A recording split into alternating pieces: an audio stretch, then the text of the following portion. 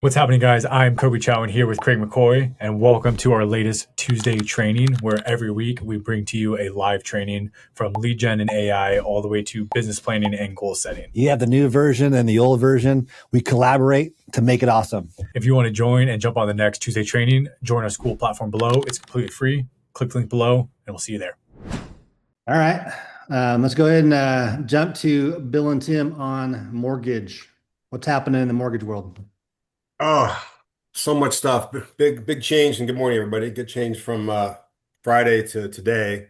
Friday is when the new Fed governor got brought in, and it was actually hurting mortgage rates because another Fed governor, or I'm sorry, head of the Fed, which would be Kevin Warsh, got brought in, and one of the other guys who was kind of more following suit to kind of cut rates, named Christopher Waller, kind of turned around. So trying to stack the Fed with people who are going to be cutting rates is not really working in this new Fed makeup policy. So rates kind of went up a little bit on Friday, but today and over the weekend, there's optimism that might be a deal to be done in Iran, which has helped oil prices come down, the yields come down, but there's still a lot of uncertainty right now over the strait opening up and all that fun stuff going on in the Middle East. So net effect today is there's optimism, some yield relief, partially kind of offsetting what happened on Friday from the Fed, and that's kind of turned into the market looking better. And one thing, if you ever hear about how the Fed is made up by hawks and doves, or it's hawkish versus dovish, that used to always confuse me. There's a slide in here, and I'll put it in the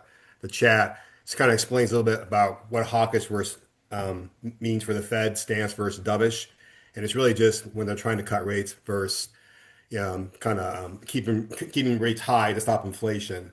And I'll put that in there later if you guys want to know what that means. As far as rates today, 30-year fix, no points is about 6.625. With a 1 point cost, we're looking at about six and a quarter. Flipping over to government rates, no points, we're still below 6% at 5.99. And at a 1 point cost, we're at 5.625. Hopefully, we keep moving things in the right direction and get down lower. Kind of what this means for your buyers right now. I know Bill and I have been talking about this for a while. If rates stay elevated for a little bit longer than we've hoped, there are some strategies in place that we've talked about other than a permanent buy down. Even a 1 year like seller or agent temporary buy down can make sense. It's not a lot of cost to either the seller or the agent, but at least gives the buyer about a 1% lower rate for a year or so.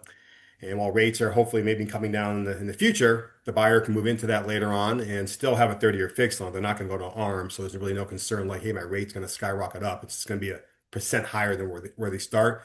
So it's kind of a good way to kind of look at that for either a property you're listing or you have a buyer going in and you're negotiating some concessions, something to kind of keep an eye out for. But other than that, we're all here for you mortgage wise. If you need help strategize anything, give myself a call, Bill, Eddie, or whomever, and good luck. Cool. Bill? Yeah, so let's see. I was going through my emails from lenders, and one thing that I saw today, apparently Fannie Mae and Freddie Mac, they no longer have a minimum credit score requirement. And even if you have a client with no score, it's possible to get an approval. Now, I have not run one of these. I'm not sure how sometimes they put these things out and it's like, oh, this looks awesome. And then it's just impossible to actually get done. One of those being like a conventional loan on a 3 or 4 unit property with 5% down. And in theory, you can do it, but it's pretty hard to get approved. But in terms of what would help somebody with lower credit get approved would be, for one, they're going to need to have kind of be on the mend where they're turning things around. They've paid some stuff down. They're moving in the right direction. Reserves is going to be helpful. So having some money left over after closing, larger down payment, most likely. And then if somebody has no score, what'll happen is that the automated underwriting will kick back. It'll say refer. Usually if somebody is declined, it says refer or approved ineligible. In this case, it will say refer eligible, which means that we can show rental history and utility bills and things like that. And it might be possible for somebody to get approved with a zero, with no credit score. So another thing to mention too with people who have credit issues is that we do have what's called a rapid rescore.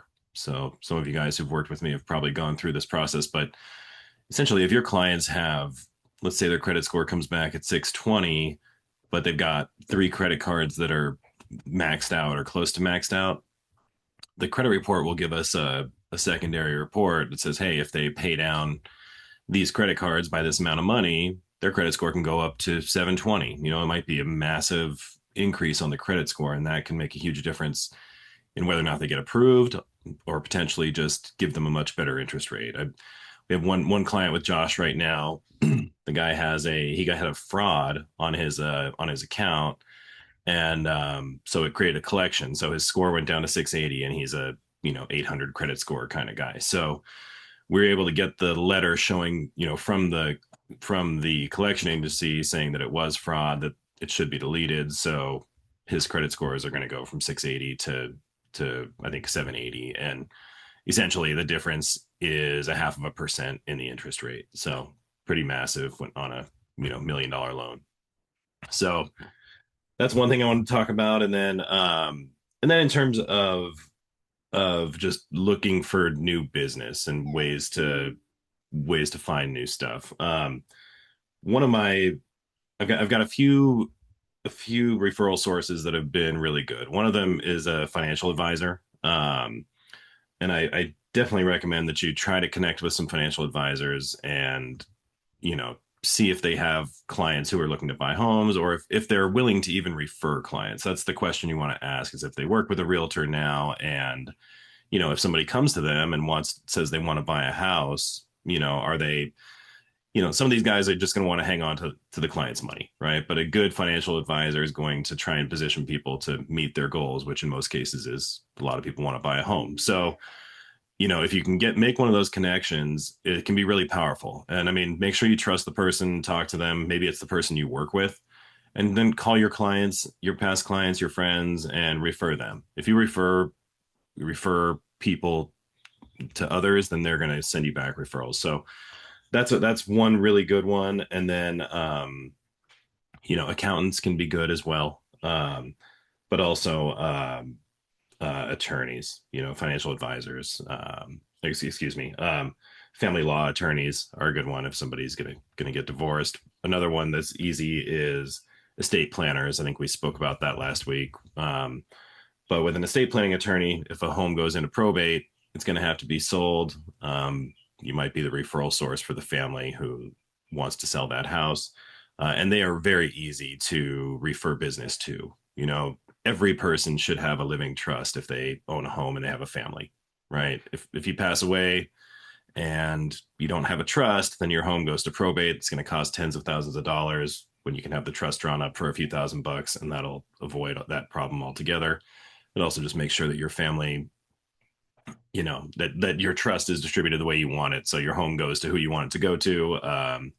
Yeah, there's a lot of benefits in that, and so find a trust attorney, a probate attorney, refer some of your clients, and ask them for referrals. So those are a few. I've got another agent who sends me a lot of deals, and she's tied in with HR director at Cedars-Sinai. So I get all these doctors who are relocating. In your area, wherever you're at, look for kind of maybe the bigger businesses. And, it's probably going to be a little trickier to get in with those people, but it's worth a shot, because I mean, I've done a bunch of deals for Cedars, and yeah, it's been a great referral source. So if you can find relocation people when they're, for the businesses that are pulling talent from other markets and bringing them into your market, that can be a really great resource. So a couple thoughts on that, but that's all I got. Awesome. Thank you, Bill and Tim. Any questions for mortgage? Nope. Blank stares. Crystal Nothing. ball, where are rates going to be at in 2 months from now? I love these questions. For me, it's really depending, I think, on two things. One is the Iran thing getting behind us, and we'll call it getting back to some sense of normalcy will be a big part of it. And it's really just going to be on what kind of inflation issues did that cause. If we can get a lock on kind of what's driving the market right now, the bond market that is, really just oil prices and labor and all the reports come out. If those things can kind of remain in check and we don't have an over concern about inflation, then I think rates will come back down. If a lot of damage was done, unfortunately, due to all that's going on this last few months, and this thing continues on as far as in Iran, we might be in a little bit more of a hurt in regard to mortgage rates, where we're not going to see anything come down, but we're actually holding steady. I mean, all things considered, rates have been holding their own pretty well. So to answer your question, my long answer short is, I think we're going to come down a little bit if we can get through this Iran thing and hopefully get back to where we were before everything started. That's my consensus. I don't know about Bill though. He's smarter than me. No, I fully agree. It all hinges on Iran, Strait of Hormuz. I mean, the inflation is a concern as well. I mean, the last inflation reading we got, it was double what they were expecting. I think, what was it, Tim? It was like 0.6 month over month, or was it 0.6 year over year? Whatever it was a lot higher than what they were expecting. So a lot of that, I'm sure, has to do with what's going on in Iran. You have oil prices going up, but that also affects shipping and delivery of goods and all that sort of thing. So there's a lot of moving parts with that, but let's just hope that they can make a deal this week. And yeah, if that happens, the outlook is pretty good, because we do have the Fed shift. I think a part of what they Kevin Warsh, the new chair of the Fed, in the past, he has been a hawk on inflation, meaning that it was about wanted to keep interest rates up, didn't want to do any money printing, but he's since come out and made some comments softening it. But I think a lot of people in the markets were starting to look at his history and saying, like, oh, maybe this guy isn't just going to lower the rates because Trump wants him to lower the rates. So I don't know. I don't think he would have gotten the appointment if he wasn't going to do what Trump asked him to do. But we'll see. So it's not, he does not want to be looked at as a rubber stamp, but that's we know how the president likes people in his orbit to do what he says. So we shall see. But yeah, it's mostly about Iran. Sweet. Cool. Craig, before you jump into anything, can we schedule this golf day? I know we keep kind of talking about it and planning a day of when everybody's going to come out and do the Canyon Lake Golf Day again. Do you want to just get that on the books right now? Book it. Does June 18th work for people in general? We're thinking on a Thursday. That's what we did last year. Worked well. Probably, Craig, do you want to do Canyon Lake or like San Diego? Let's do San Diego somewhere. Canyon Lake's easy, but I can do something different. All right. June 18th, we're going to find the course. We'll let you guys know what the course is later today. Can I just get like a show? Are those that don't golf? Are those that don't golf allowed to come hang out? Yes. Hang out and party. Yeah. It's BYOB, but let's go. Yeah. Okay. Make sure to find a course with a good clubhouse. Yeah. So tentatively kind of hand. So we got Bill. I know I'll be there. Josh will be there. Craig will be there. Ryan will be there. TJ, Brenda, Sue, I better see you out there. Get another hole-in-one with us. Anybody else extremely interested in golf and or would want to come? We have an easy up. We have an easy up. We'll have drinks. Yeah. We have All the right. non-golfers can like post up at different holes and give out drinks. We need a cart girl. We could do a tournament if you really want to. I will absolutely volunteer for cart girl. Sweet. Miguel, do you golf? Do you want to come down? Come down to San Diego? Golf with us? Yeah, I love golf. Sorry, I had to jump off on the call, but when is it scheduled? June 18th. June 18th. Okay. We can do I'll Temecula text Creek. It's always easy. Yeah, it's kind of like central. Mhm. All right. Well, we'll on the Krems line text people out, but everybody put on their calendar tentatively June 18th. We'll follow up today with times once it's booked. But yeah, just before we forgot about that. Okay. Lock it in. All right. Does anybody have any wins? Anybody have any wins or any struggles? Anything they want to talk about at all? Hi, it's Sue. I have a win. Talk I'm about in- it, Sue. Well, my house in Oceanside is in escrow, and the buyers are only asking for 4 repairs. So Wow. I'm excited about that. Something small and simple. Sadly, my sellers don't want to even do the 4 repairs. However, I will negotiate it so they get it. So is it a good house or is it a good buyer that just doesn't care? Everything's good when you have an escrow. No, I don't know how to answer that. I mean, it's just a buyer. And I would just say that it's funny because in real estate, and this is for the people who are newer, oh, real estate's so easy. Oh, AI will take over. Oh, Redfin, Zillow, whatever. But there's so many negotiations that need to be done and had that request for repairs is just one more little negotiation to get through. And so that is going to be my win for the next 48 hours once I leave Arizona and get back to San Diego. But yeah, no, that's it for me. And then I feel fortunate. I have a listing coming up in July, just in my neighborhood. So I'm just grateful when I have a little bit of business.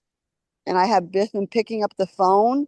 I went to see an art exhibit in San Diego, and I actually text clients that I thought would be interested in it. And it was a really great way to reach out to some clients that maybe I hadn't spoken to or text in a little bit, just to say, hey, I know that you like the arts. There's an art exhibit in La Jolla that feels like a little bit like the East Coast on the West Coast. So that was just something that I did to reach out and touch people. Cool. Tej? I had a good Good. representation for Link at Fiesta Day on Saturday. Do you have any I pictures you had want to post in the chat? I not Come on. they're on my phone and I'm on my computer. Text But them I to will me and I'll throw them in the chat. I'll put them in school. I'll send some pictures in school. But we had the first thing was during the parade. It was Team Wade and I, and that went really well.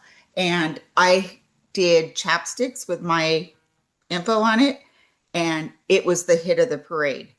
Every person I stopped said, "This is great. It's something for the parents."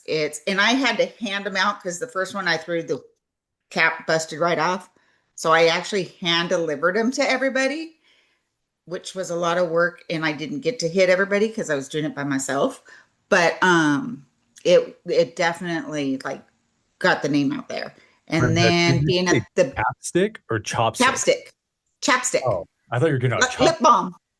Got I it. don't, Got it. okay, my kid said chopstick too.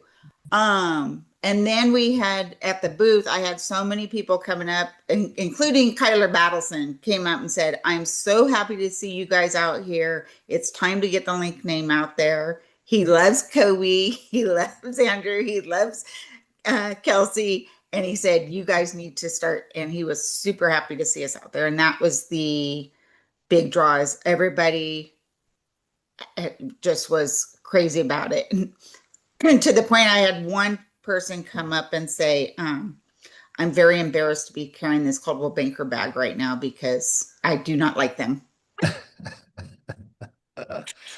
Clip All it. right, well, Throw it on social media.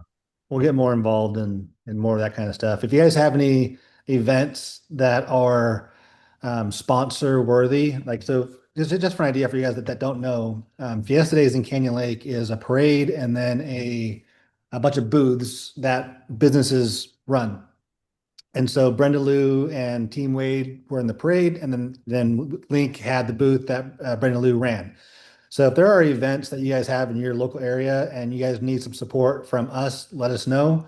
I mean, I know our big push is for everyone to kind of run their own branding, but if there's something that we can do to get involved in any kind of community, golf tournaments, charities, let us know. We're happy to jump in and support where we can.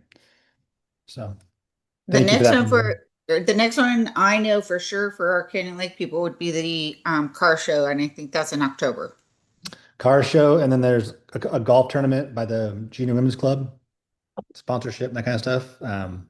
We'll talk about that kind of stuff for Cane Lake, but again, so if there's other stuff like that in other areas, let us know. All right. Anybody else? think I saw TJ's hand go up. Yeah, I've been so new client.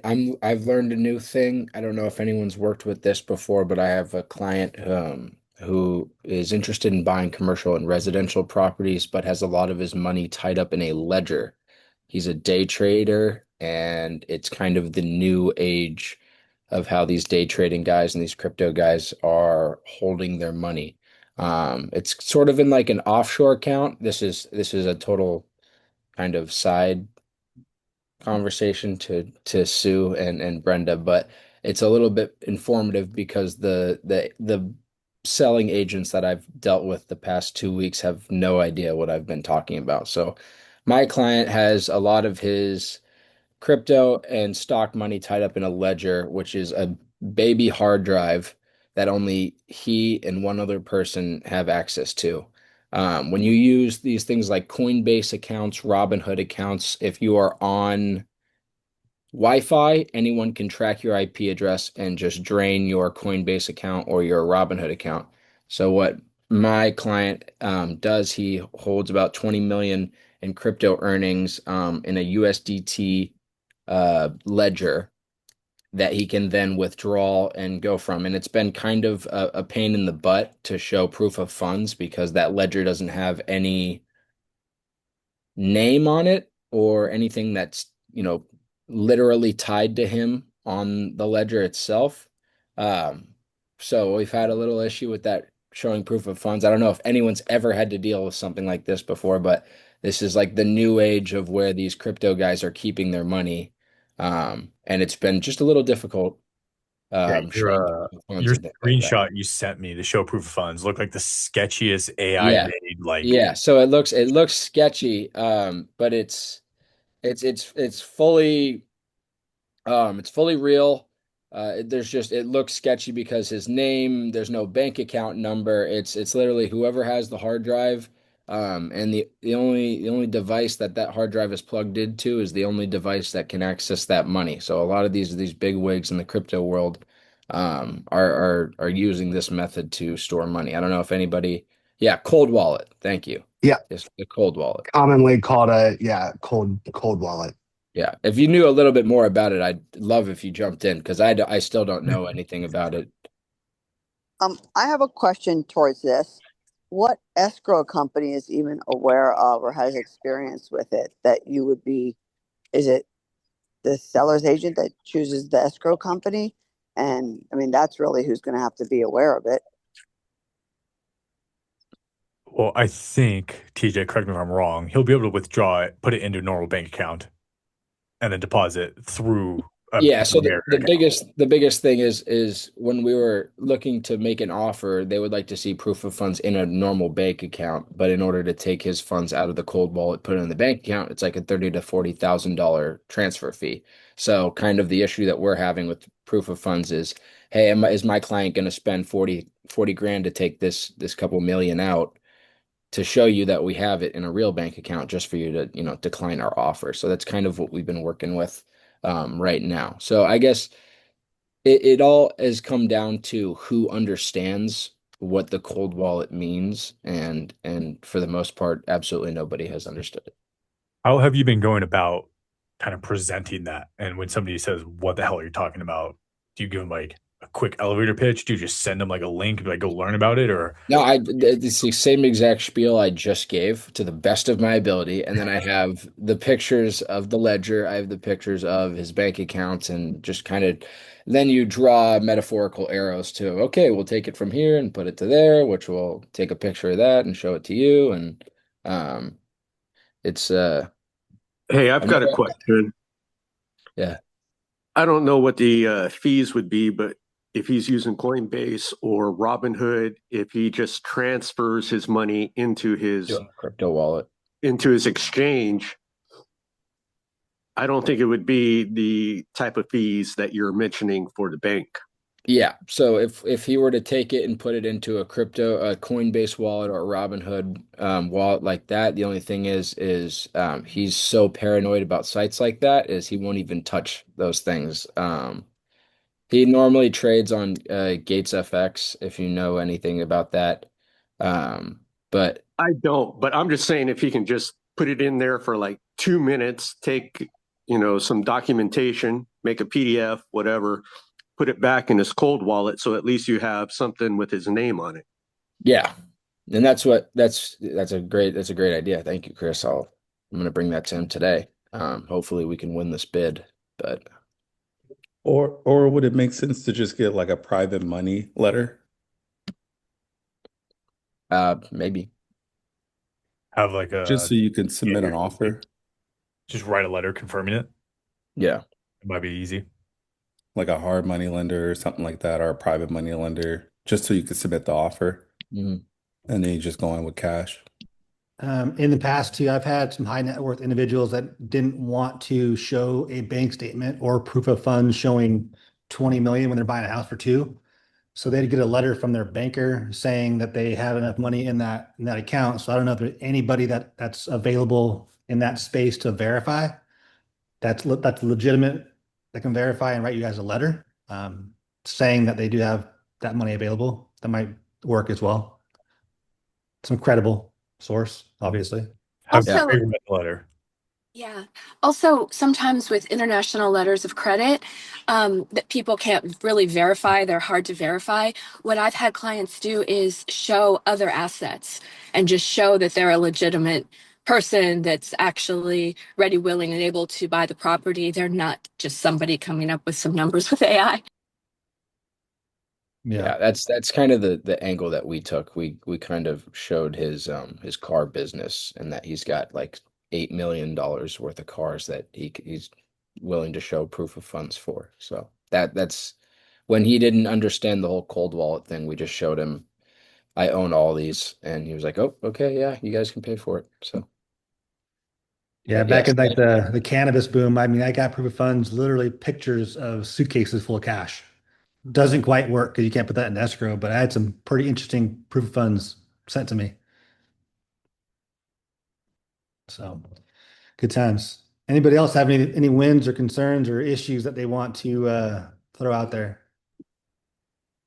I just had a question. I've been seeing ads on Instagram about like the private capital, Yeah. and just want to know who to contact about that.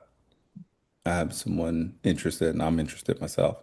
Miguel, I Yeah. apologize for not responding to your text on the way down. I saw that you texted me. I missed it. It's all good, brother. You're busy. Don't worry about it, man. Craig, probably Eddie, right?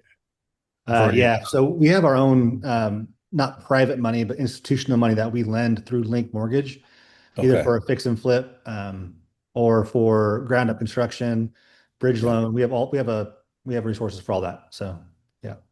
Miguel, I'll text you the guy's info. Oh, perfect. And Okay. Thank you, Bill. Appreciate it. Bill or Tim can also do those as well. I mean, we have access to it through our company. So if you're using Bill or Tim, by all means, reach out to those guys.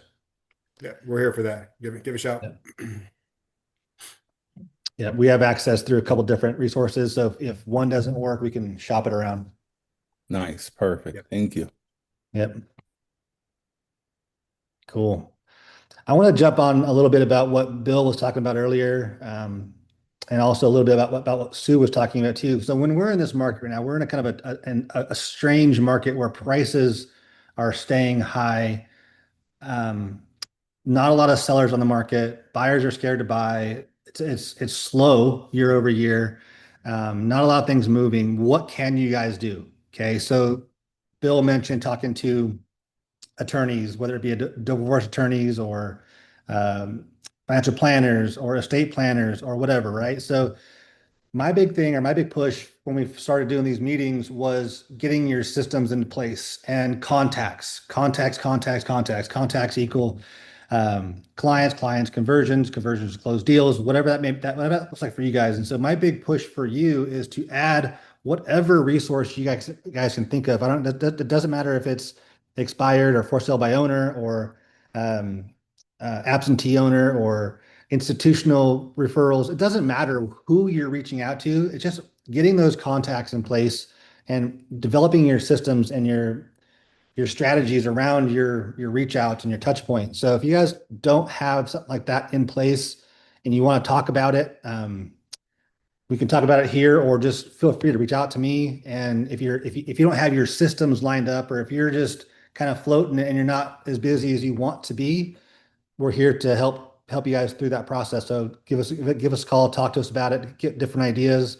There's a bunch of different ways to get contacts, just no matter of what you want to specialize in or niche down to. So just kind of keep that in mind. We have the entire back end in GHL that if you guys do want contacts uploaded for NODs or for notice of sale or expired, we can load those straight into your GHL account, and GHL has a dialer. It'll dial for you. So if you guys want access to some of this stuff, please let us know. And if you have questions about that now, I'm sure everybody else wouldn't mind hearing questions. So if you have questions, let me know. Otherwise, feel free to reach out to me personally, and I'll happy to walk you through that, or me and Kobe. I So, came up with an idea that I needed to throw at you anyway, so we might as well do it here where everybody can do it. So obviously, I mentioned a couple times my son's a trust attorney, and we want to partner together to do some kind of advertising to where if you buy or sell your house with me, he'll take $1,000 off if they want to get a trust. Is that something like we can do? run it for sure. You can make whatever deal you want to. That has nothing to do with the rest of us. So you're totally fine there. Okay. Yeah, And that's absolutely. what we're doing. And anybody else that wants to do it in California, he'll work with you. Cool. Yeah. Hell, I mean, it doesn't matter if it's an attorney or a carpet guy or a plumber or electrician. If you don't make some deals with different contractors to lock people in, painters, or I mean, make some deals and get creative, throw out some different ideas, and find ways to help other trades help you. Because you start tying in, I mean, obviously it's your son for Brenda Lou, but if you start using other sub trades and now you have a referral source by those sub trades, that's what Bill was saying earlier about attorneys. Use them, make some deals and try to get your name out there a different way. Yeah, good ideas.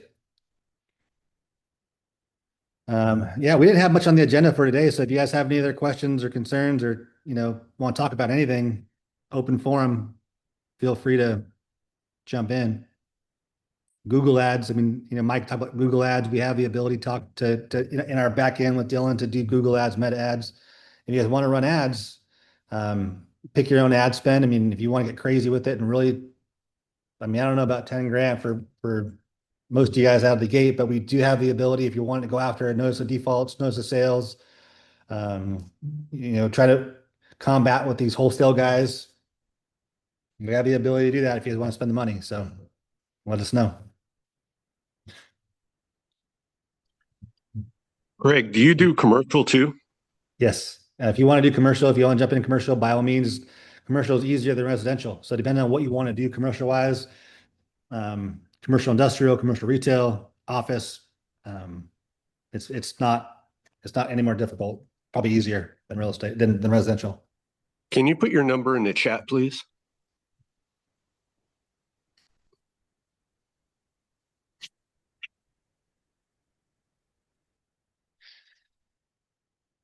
Does anybody else have any questions about commercial stuff, or is that world scare anybody?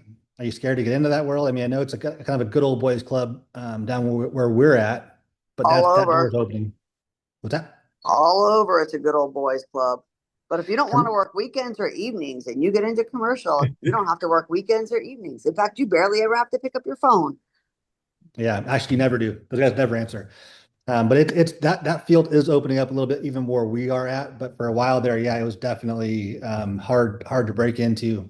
But yeah, definitely a route you want to look into. I just picked up a commercial buyer that I'm going to come in and talk to you about. So just a FYI, but he wants something. Close out. All right.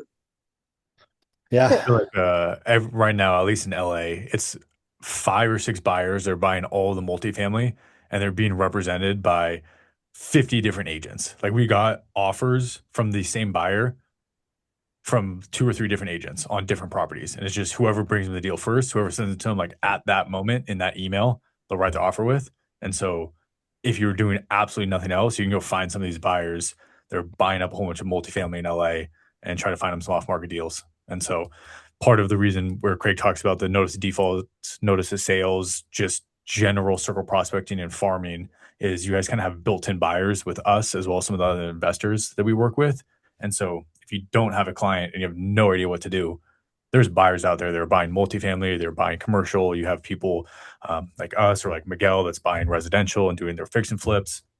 and buying holds and whatnot. Like, we have the buyer pool for you guys. It's not going to be the traditional brand new home that just hit the market for top dollar, but there's the distressed sales out there that are happening every single day. The guy Michael was talking about who's doing wholesaling and just absolutely crushing it. Those deals are out there to be had, whether you're wholesaling them or selling them to somebody like us, to a Miguel, to any of the other investors we work with. Those deals are there. And so if you don't have anybody at all and you have no idea where to start, at the very least, you kind of start cold prospecting on behalf of a client. It's a little bit easier than going in and saying, hey, so-and-so, can I list your property? It's like, hey, I have a buyer, private buyer looking in this market. They really want X, Y, and Z. Your property or your home fit these parameters. Have you ever considered selling? We can bring you an off-market deal.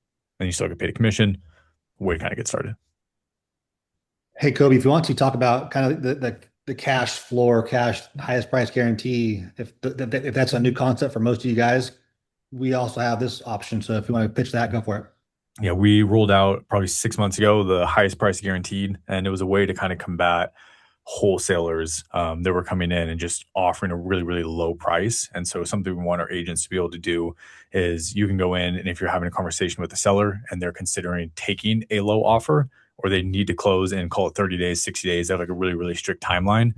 You can bring the deal to us, whether it's us or one of our investors we work with will write an offer on the property that will probably either match or beat what these wholesalers and cash buyers are coming in at. We will kind of hold tight for, call it 14 days, 21 days, 30 days, whatever you need to go out and market the property.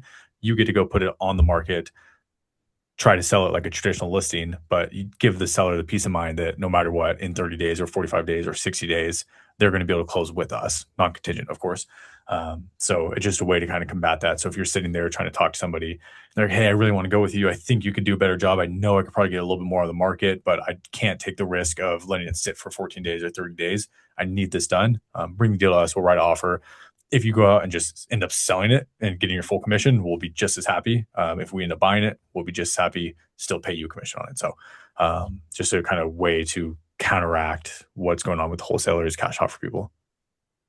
And Craig always kind of talks about, we have a fiduciary duty, obviously, to these sellers. So one way you could kind of separate yourself from a wholesaler is they don't really, I don't want to say care about the sellers, but they are going into these distressed situations trying to make the most amount of money as possible. As a licensed agent, you need to put their best interest first. You're going to help them try to get top dollar at the end of the day. And so you're going to really be able to see what the open market says about that deal. And I would say 9 times out of 10, they're going to get a better offer if they have enough time than what any wholesaler cash offer person is going to come in and be able to offer them. And so when you're looking at just timing, sometimes people just need the confidence that it's going to close no matter what, because they're scared or it's a big situation that's going on. So being able to come in and just give them multiple options. And at the very least, if you're doing a traditional sale, being able to help out on discounting escrow fees or the bundle and save on the mortgage side, just giving people savings wherever you can. Michael, you wanted to mention something about some properties in Arizona? You're on mute. Yeah, I know. Sorry. Hey, I just wanted to mention that the most number of people moving to Arizona right now is coming from California, and I know we've got a big footprint in California. And I just wanted to mention that I posted in the school a book that has 4 floor plans that are under $500,000 for a brand new home in Arizona. And then I've got another book with homes that range from 3 million to 17 million. In each one of those books, there's video tours of the homes. And so you can see the floor plan, you can get a walkthrough of the home. And so if any of our agents have people in California that are moving to Arizona, this would be a good way for them to see what they could buy, whether they're looking at stuff under $500,000 or over $3 million. I've got video tours of the homes. I've got market reports. I've got all sorts of good information, and I'm happy to pay a good referral fee to any of our agents that send me a buyer. So I just wanted to mention that I'm trying to make it real easy for people to see what you can get in Arizona, which is a lot more than you can get in California for the same dollars. And where are you? Are you in Phoenix area? Yeah. Phoenix, Scottsdale, Paradise Valley. Cool. All right. And then one last thing before we finish this thing up is the book club. I know this is very exciting to most of you guys, but next book is going to be Dale Carnegie's How to Win Friends and Influence People. I would love it if more people jumped in. It makes the conversation more interesting. Last week it was me and Jamie. The week before it was me and Sue. So like, come on, man. If you guys want different books, let me know. We'll change up the books, but just trying to get you guys more involved somehow, some way. But Thursday will be How to Win Friends, Influence People by Dale Carnegie. So pick it up, read a couple chapters, and we'll talk about it on Thursday. Anybody else have any questions about marketing, about systems, about strategies, about mortgage? I have a question for Michael. Are all the booklets and the videos that you're doing in Arizona, are those turning into leads? Do people contact you?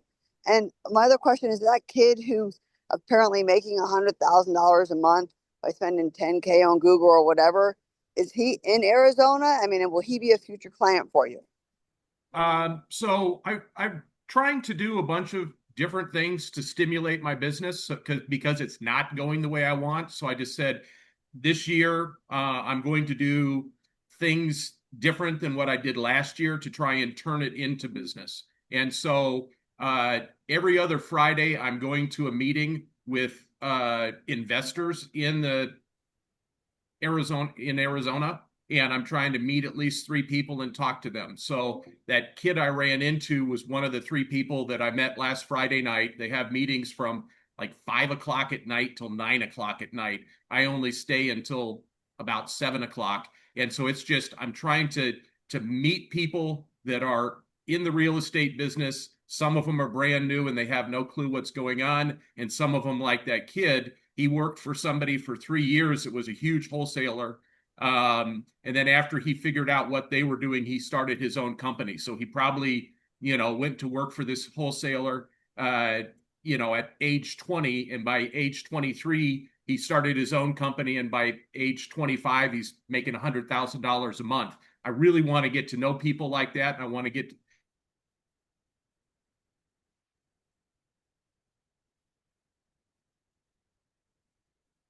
We lost him. Michael.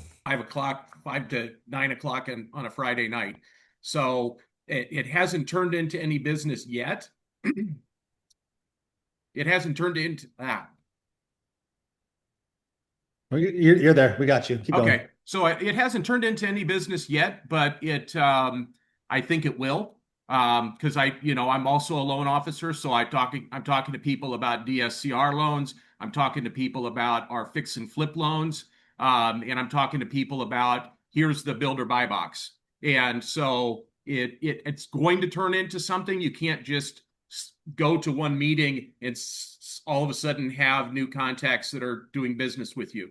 The same thing is true with the book about the $3 million to $17 million homes. 2 years ago, when I would say, do you mind if I come out and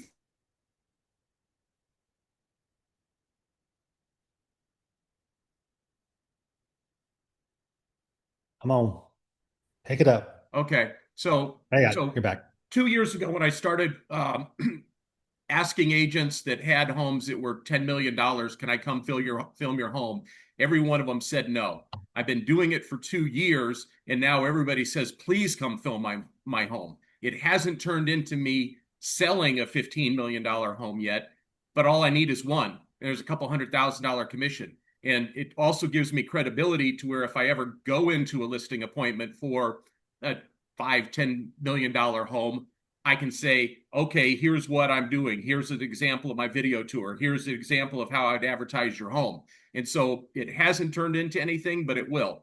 And then the same thing is true with those brand new homes. This agent has been emailing me for over a year saying, come out and take a look at my homes, share the homes with people. And I never did it.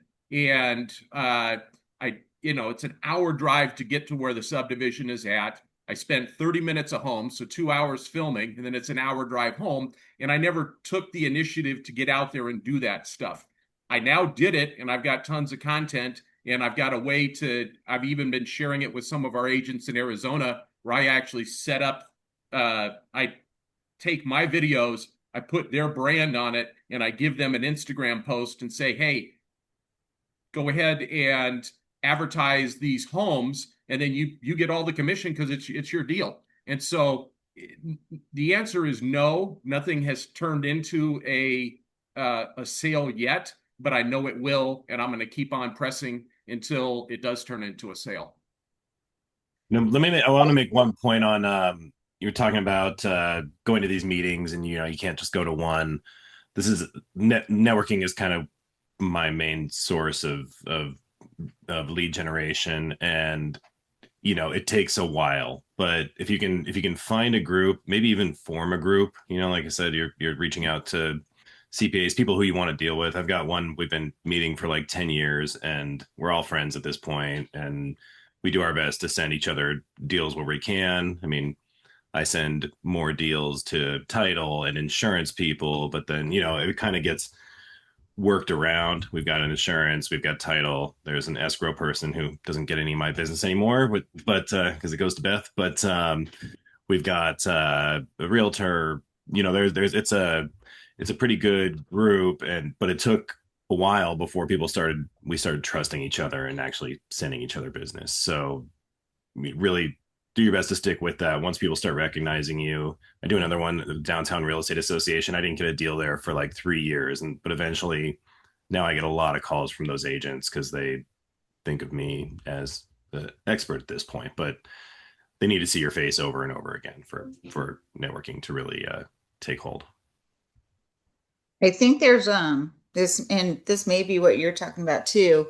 There's a group down here in the Temecula area called BNI, and they only let one profession in. So there's one realtor, one escrow, one doctor, one lawyer, whatever it is, there's only one of them. And they do that. They network with each other and bounce off of each other. And the referrals that I've seen Michael get have been crazy from just people outside of the industry. Yeah. Same idea. And if you can't get into a BNI group, that's what I'm saying. Like, try to create your own. If you feel like you know the right people or have a few people who you might want to get started with. But yeah, same idea.